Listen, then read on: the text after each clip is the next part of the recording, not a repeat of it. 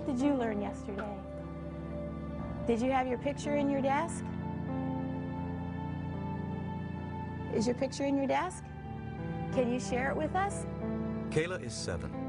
She suffers from a disorder called selective mutism, which is a form of social anxiety disorder.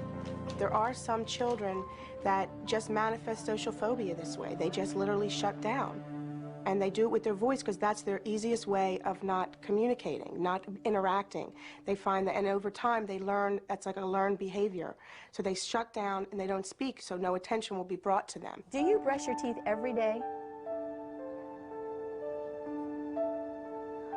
Yes or no? Do you brush them every day? Yes?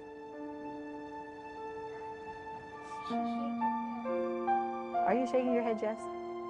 I didn't hear it rattle. Shall I come back to you? Okay, I'll come back to you. These children want so desperately to talk, and they can't. The words just don't come out. They can't speak.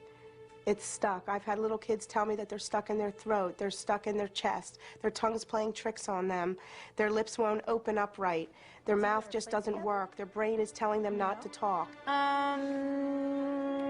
Brad, who's your neighbor? When I watch my daughter in the classroom, it's very painful to see her struggle and not be able to interact with the other children like they do, and just breaks my heart. But before Kayla was diagnosed, Sherry was filled with frustration and anger. I can remember yelling at her, saying, you know, why are you doing this? You know, quit embarrassing me.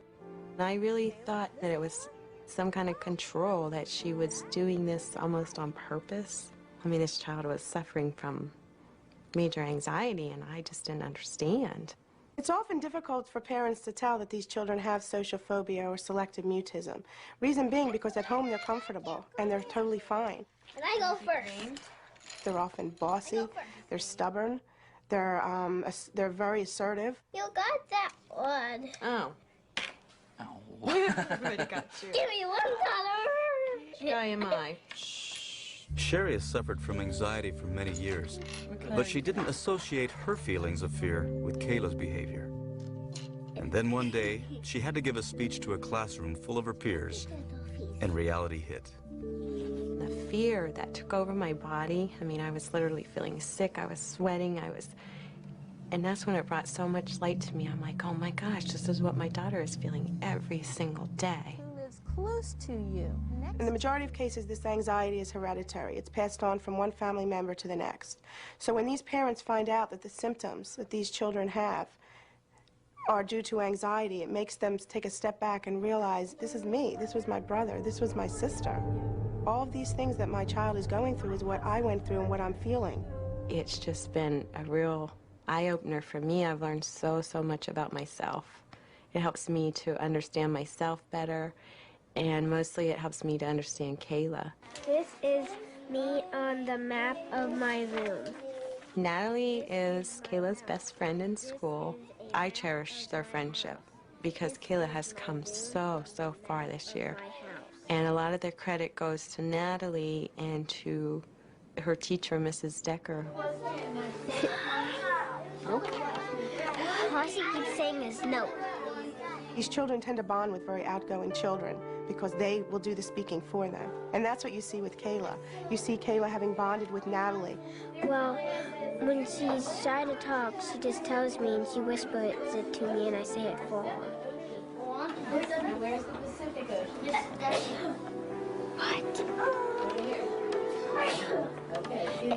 And I made her talk because the first she was reading to me and I keep telling her that she could do it. Kayla's come a long way. She's got good friends in school and she speaks with Natalie. But in order for her to fully recover, Dr. Blum has suggested that she take antidepressant medication. We start them on very low doses of medication in order to lower their anxiety level.